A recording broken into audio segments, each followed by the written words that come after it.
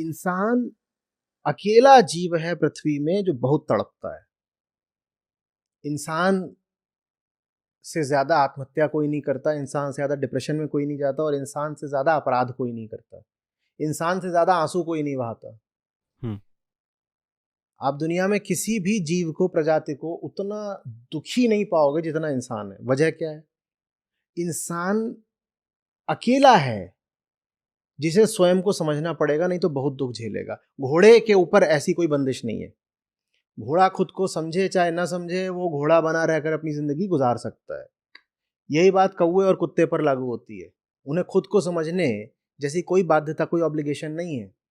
वो जैसे है उनका चलता रहता है। इंसान अकेला है जो जब खुद को नहीं जानता तो बहुत तड़पता है, पागल हो जाता है। कुत्ता पागल होगा तभी जब उसको कोई वायरस लग जाएगा, और इंसान को पागल होने के लिए किसी वायरस की जरूरत नहीं पड़ती।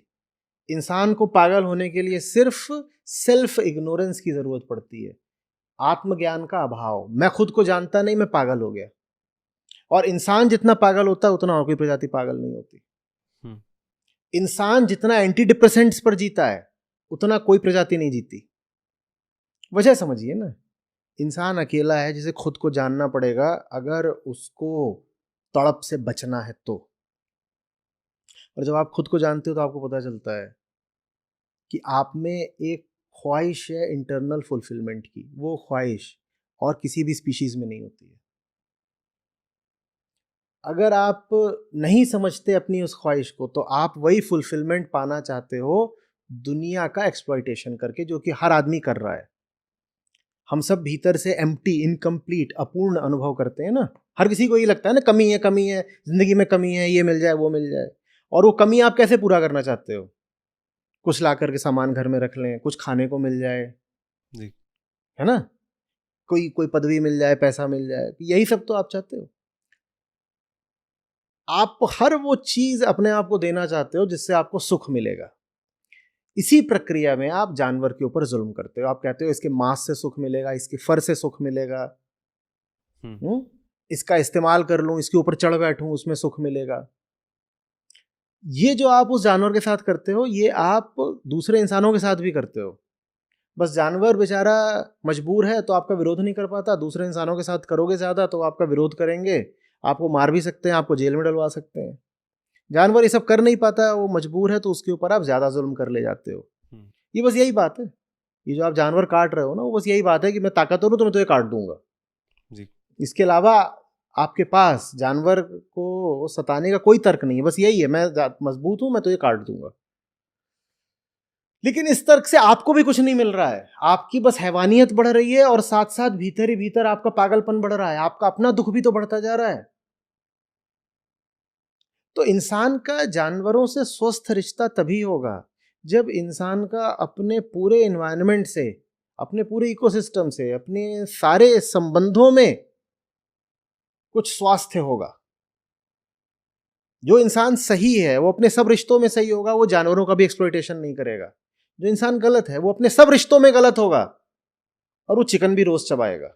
ये बिल्कुल नहीं हो सकता। मैंने 100 बार बोला है कि आप मुर्गे की गर्दन मरोड़ने में सबसे आगे हैं, लेकिन अपने बच्चे के प्रति करुणा रखते हो। मेरी बात बहुत लोगों को समझ में नहीं आती। वो कहते हैं ऐसा थोड़ी होता है, चिकन तो हम रोज चबाते हैं लेकिन अपने बच्चे से तो प्यार करते हैं। मैं कहता हूं तुम्हारा प्यार धोखा है।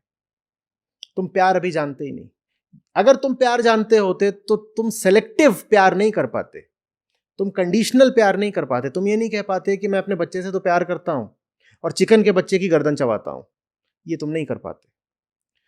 जब आप ठीक होते हो ना तो आपका सबसे रिश्ता ठीक हो जाता है। तो ये सवाल बहुत अधूरा है कि इंसान का जानवरों से कैसा रिश्ता होना चाहिए। जब इंसान का सबसे रिश्ता ठीक होता है तो जानवर से भी ठीक होता है। हम जानवरों के ऊपर जो जुल्म कर रहे हैं, इतना भयानक जुल्म, रूह कपा देने वाला जुल्म, दिल दहला देने वाला जुल्म, हम जानवरों के ऊपर जो इतना जुल्म कर रहे हैं, ये बस इस बात का रिफ्लेक्शन है, प्रतिबिंब है, इंडिकेटर है कि हम भीतर से कितने विक्षिप्त हैं, कितने दुखी हैं, और हम अपने सब सगे संबंधियों, दोस्तों, इन सब के ऊपर भी कितना जुल्म करते हैं। भले ही वो जुल्म दिखाई नहीं देता क्योंकि हम उसको अच्छे आचरण का लिबास पहना देते हैं। भीतर भीतर जुल्म रहता है और ऊपर ऊपर सद्भावना रहती है। तो इसलिए पता नहीं चलता कि हम कितने जुल्मी, कितने अत्याचारी लोग हैं। नहीं तो हम बहुत पागल आदमी हैं। सर इसमें मतलब वैसा ही लगा जैसे आपने शुरू में ही कहा था कि हम बोलते हैं मत्स्य पालन और हम पीछे कर रहे हैं जो। बिल्कुल वैसी ही बात है, जैसे कि I love chicken and I love my kid. जिस जबान से तुमने बोला आई लव चिकन, उसी जबान से तुमने बोला I love my kid, I love my baby. तो फिर चिकन को जब लव का जो रिश्ता बताया तुमने, वही तुमने अपने बेबी को भी कर दिया ना। चिकन को तुमने कहा आई लव चिकन और तुम उसको चबा गए।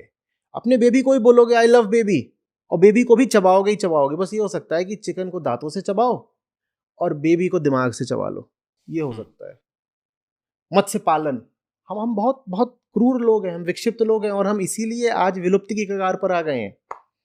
ये जो पृथ्वी है ये अब छठे मास एक्सटिंक्शन के दौर में प्रवेश कर चुकी है और इस बार उस एक्सटिंक्शन का कारण सिर्फ और सिर्फ इंसान की इंसेनिटी, विक्षिप्तता है। अच्छे अच्छे पढ़े लिखे लोगों को ही पता नहीं है कि मास एक्सटिंक्शन ऑलरेडी चल रहा है और उसका कारण ह्यूमन एक्टिविटी है। इस बार आज से पहले भी 5 मास एक्सटिंक्शन हो चुके हैं पर वो कभी भी ह्यूमन एक्टिविटी की वजह से नहीं थे। इस बार ह्यूमन एक्टिविटी की वजह से मास एक्सटिंक्शन चल रहा है, लेकिन ये बात ना आपको मीडिया में सुनाई देती है ना लोग बात करते हैं इस बारे में।